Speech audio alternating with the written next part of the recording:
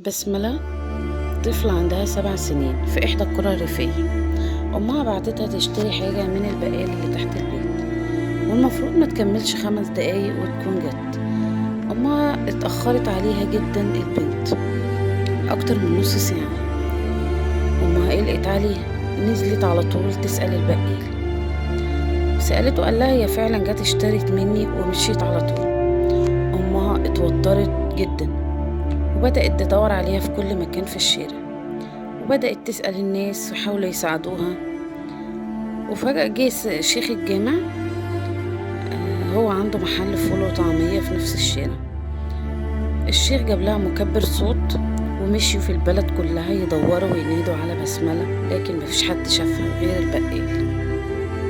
هنا اقترح الشيخ على الأم إن هي تبلغ الشرطة، وفعلا بلغت الشرطة وعملوا محضر، رغم إنه معداش عليها 24 ساعة. لكن كلهم كانوا قلقانين على بسملة، وواضح إن في حاجة غريبة. وبدأوا الشرطة تدور بشكل أوسع لحد ما لقوا سواق تاكسي من نفس المنطقة بيقول لهم إن في عامل نظافة شاف جثة بنت صغيرة في خرابة. وبالفعل اتوجهت قوات الشرطة للمكان. أمها كانت موجودة في القسم وقالت إن هي عايزة تروح معاها. قال له لا، بنتك كويسة ما فيهاش أي حاجة، احنا لقيناها وبخير، بس استنينا هنا. أول ما وصلوا لقوا بسملة من غير هدوم ومرمية مخنوقة في الخراب.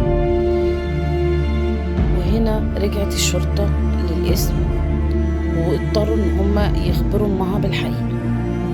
طبعا أمها ما صدقتش الكلام وفضلت تقول لا، أنا بنتي ما ماتتش، أنا بنتي محدش اعتدى عليها، بنتي كويسة. وقعدت تصرخ وهم يحاولوا يهدوا فيها. وبدأت الشرطة في التحقيقات عشان يوصلوا للجاني. وبدأ أول حاجة بالبقال اللي أكد إن هو ما شافهاش غير لما وقت ما اشترته بس. لكن الشيخ بقى قال لهم إيه؟ إنه في حد هو شاكك فيه، في راجل أعزب ساكن معاهم في نفس الشارع، ده دايما في حاله بشكل غريب ومش متجوز ولا ليه حد، يبقى أكيد هو.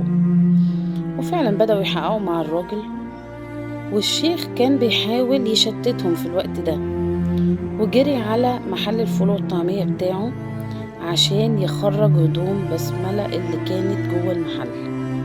لكن لسوء حظه ان في واحد من الشارع شافه وهو بيتخلص من الهدوم وبلغ الشرطة، وتم القبض عليه.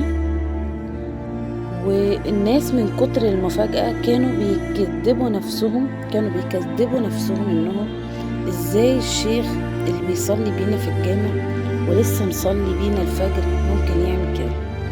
لكن هو اعترف بكل حاجة في التحقيقات، وقال ان هو في لحظة ضعف شاف بسملة راجعة من عند البقال وراقبها لحد ما الدنيا بقت فاضية وبقت لوحدها، وقام واخدها على محله واعتدى عليها جنسيا. وبعدها خاف لا تفضحه، خنقها بالبنطلون بتاعها لحد ما ماتت، وبعدين خدها رماها في الخرابة. وكان فاكر انه لما يساعد مامتها يكون معاها في القسم محدش هيشك فيه. الاهالي بعد ما عرفوا اتجمعوا حوالين بيته عشان كانوا عاوزين يحرقوه.